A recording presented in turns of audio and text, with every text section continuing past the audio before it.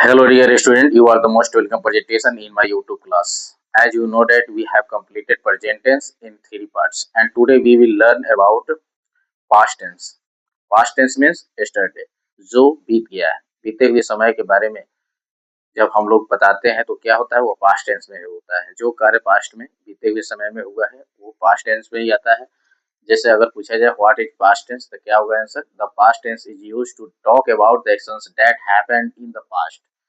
मतलब ये उस एक्शन के बारे में बात करता है जो पास्ट में बीत गया है, before the time of speaking, यानी बोलने से पहले वो काम पूरा हो गया रहता है। चलिए अब यहाँ पर है, जैसे the past tense has a four form, जैसे प्रेजेंट में फोर फॉर्म होता है, फोर टाइप्स होता है, उसी तरह से पास्ट में भी होता है। तब प्रेजेंट में तो प्रेजेंट के लिए होता है, प्रेजेंट टाइम के लिए, करेंट टाइम के लिए होता है, लेकिन इसमें पास्ट टाइम के लिए होता है। जैसे फर्स्ट में मैंने लिखा है सिंपल पास्ट टेंस, जैसे उसमें था simple present, same to same वैसा ही होता है टाइप्स, सिर्फ यहाँ पर पास्ट है और वहाँ पर प्रेजेंट रहता है। स्ट्रक्चर वहाँ पर होता है सब्जेक्ट प्लस वर्ब का फर्स्ट या फिफ्थ फॉर्म, इसमें होता है सब्जेक्ट प्लस वर्ब का सेकेंड फॉर्म। सेकेंड फॉर्म याद रखना सिर्फ सिंपल पास्ट में ही होता है। जैसे मैंने यहाँ पर लिखा आई रोट पोएम्स, मैंने कविताएं लिखा था, मैंने कविताएं लिखा था, यानी एक से ज्यादा कविता के लिए पोएम्स है लिखा था। तो पास्ट के बारे में बात कर रहा है तो इसका स्ट्रक्चर होता है सब्जेक्ट प्लस वर्ब का सेकेंड फॉर्म। उसी तरह से past continuous tense, past continuous tense में सब्जेक्ट वाज वर, और प्रेजेंट में जैसे पढ़े थे इज एम आर और वर्ब का फोर्थ फॉर्म। तो ये पास्ट में क्या है, वाज वर और वर्ब का फोर्थ फॉर्म। जैसे I was writing a poem, मैं एक पत्र लिख रहा था, तो ऐसे हो गया यहाँ पर सब्जेक्ट, उसके बाद वाज और वर्ब का फोर्थ फॉर्म। फिर आगे है पास्ट परफेक्ट टेंस, सब्जेक्ट होगा, उसके बाद हैड होगा, वर्ब का थर्ड फॉर्म होगा। जैसे I had written a poem, मैं एक पत्र लिख चुका था, सॉरी मैं एक पत्र नहीं पोएम, मैं एक पोएम लिख चुका था। इसका क्या हो जाएगा, सब्जेक्ट प्लस हैड प्लस और वर्ब का थर्ड फॉर्म हो जाएगा। फिर आगे past perfect continuous tense, subject होगा, फिर हैड होगा, बीन होगा और वर्ब का फोर्थ फॉर्म होगा, तो पास्ट परफेक्ट कंटिन्यूअस टेंस हो जाएगा। जैसे I had been writing a poem, मैं एक पत्र लिख लिखता रहा था, इसका मीनिंग ये होगा मैं एक पत्र लिखता रहा था। तो इस प्रकार से ये इसके फोर टाइप्स होता है।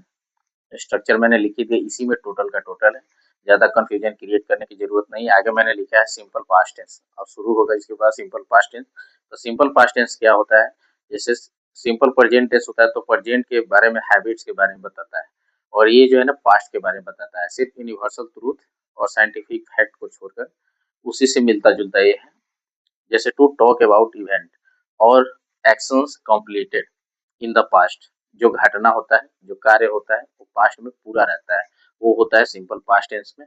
पास्ट हैबिट्स के बारे में बताएगा, रूटीन एक्शन के बारे में बताएगा, जनरल फैक्ट्स के बारे में बताएगा।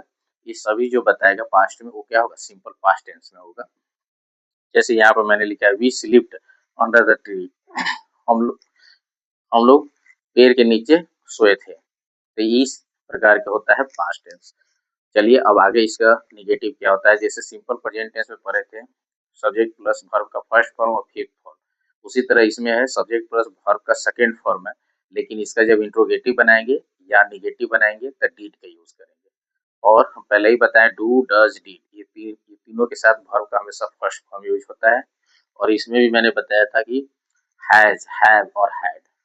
हैज हैव तो प्रेजेंट में यूज होता है और हैड किस में यूज होता है, पास्ट में यूज होता है, किसमें, पास्ट परफेक्ट में। तो इसके साथ भी वर्ब का थर्ड फॉर्म होता है।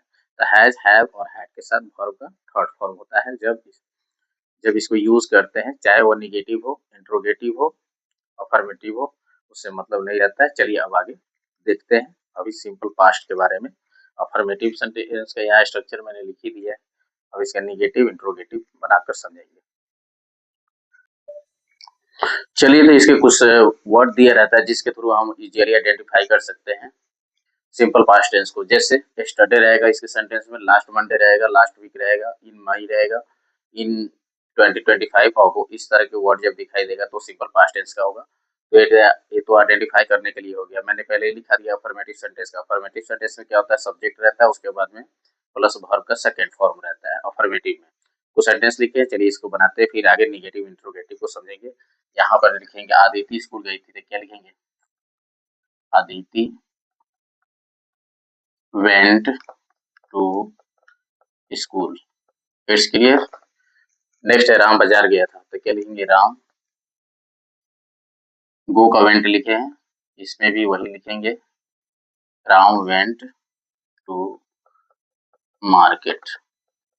It's very easy. नेक्स्ट में जैसा अब निगेटिव आते बनाने, तो निगेटिव बनाने आते तो या हेल्पिंग वर्ब के रूप में डीड आ जाता है, तो डीड जब आ जाएगा तो हमेशा वर्ब का फर्स्ट फॉर्म इसके साथ यूज करना है, दूसरा कोई नहीं यूज करना है, दूसरा कोई यूज करेंगे गलत होगा, तो यही ध्यान रखना है। जैसे सिंपल प्रेजेंट में बताए थे कि डू डज के साथ वर्ब का फर्स्ट फॉर्म यूज होता है, उसी तरह से सिंपल पास्ट में डीड के साथ हमेशा वर्ब का फर्स्ट फॉर्म यूज होता है, और डीड जो है सभी सब्जेक्ट के साथ आता है, इसमें लिखने की जरूरत नहीं है। तो कैसे लिखेंगे, निगेटिव कैसे बनाएंगे, उसने आम नहीं खाया था, तो क्या आप लिखेंगे ही डिड नॉट, ईट का एट नहीं लिखेंगे, इसमें क्या लिखेंगे ईट ही लिखेंगे, क्योंकि डीड जब आ गया था वर्ब का फर्स्ट फॉर्म यूज करना है, ही डिड नॉट ईट और mango. It's very easy. Next में मैं स्कूल नहीं गया था, अब देखिए यहाँ पर इसे कैसे बनाएंगे, आई डिड नॉट, वेंट नहीं लिखेंगे, क्या लिखेंगे go, I did not go to school, मैं स्कूल नहीं गया था। चलिए अब आगे बनाते हैं। जैसे इंट्रोगेटिव सेंटेंस, इंट्रोगेटिव सेंटेंस में ध्यान रखना है निगेटिव जब रहेगा तभी नॉट का यूज करना है, निगेटिव नहीं रहेगा तो नहीं यूज करना है, और यस नो में जब आंसर मिलेगा तब हेल्पिंग वर्ब डिड से शुरू करना है, अगर यस नो में आंसर नहीं मिलेगा तो डब्ल्यूएच वाले से बनाना है। जैसे क्या वो अंग्रेजी जानता था, क्या वो अंग्रेजी जानता था, तो आप क्या बोलेंगे हाँ या नहीं, तो इसे क्या चीज से बनाएंगे डिड से, तो क्या बनाएंगे डिड, डिड ही, इसके बाद सब्जेक्ट, और यहाँ जानना का क्या हो जाएगा know, did he know English, क्या वह अंग्रेजी जानता था।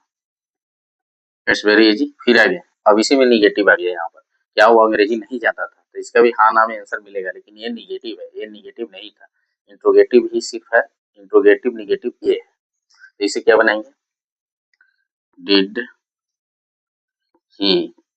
ही के बाद नॉट यूज करना है, did he not know English,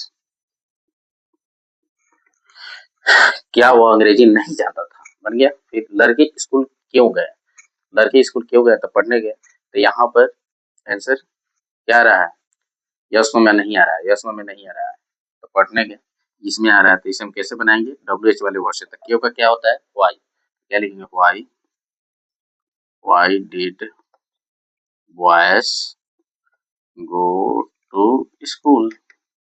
it's very simple, इस प्रकार से बनाएंगे। फिर आगे लड़के स्कूल क्यों नहीं गए, अब देखिए यही इंट्रोगेटिव है, लेकिन इंट्रोगेटिव में नहीं लगाया था निगेटिव है, तो इसे हम बनाएंगे तो नॉट का यूज करेंगे, क्या लिखेंगे वाई डिड, अब याद रखना है डिड के बाद नॉट नहीं यूज करना है, सब्जेक्ट के बाद यूज करना है, why did why not go to, go to कहाँ है स्कूल, स्कूल ही लिखेंगे। It's very easy.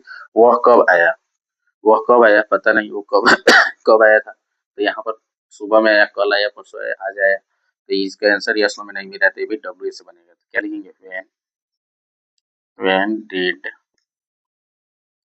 He, com का केम नहीं लिखेंगे, कॉम ही लिखेंगे, क्योंकि ये क्या है इंट्रोगेटिव है, निगेटिव भी रहता तो फिर भी उसमें भी कॉम का यूज करते हैं। अब इसे पहचानने का तरीका हिंदी में कैसे पहचानेंगे, तो हिंदी वाक्य के अंत में क्रिया में आ ए ई जैसे इसमें लिखा हुआ है सबको आप मिला लीजिए, ऐसा लगा है या था इत्यादि लगा रहेगा, लगा रहता है तो सिंपल पास्ट टेंस ही होगा। चलिए थैंक्स फॉर वॉचिंग, वीडियो को लाइक सब्सक्राइब, चैनल को सब्सक्राइब करना मत भूलिएगा, बहुत मेहनत लगता है और सब्सक्राइब करने में आपको कोई पैसा भी नहीं लगने वाला है, तो कर देना चाहिए। Thanks for watching.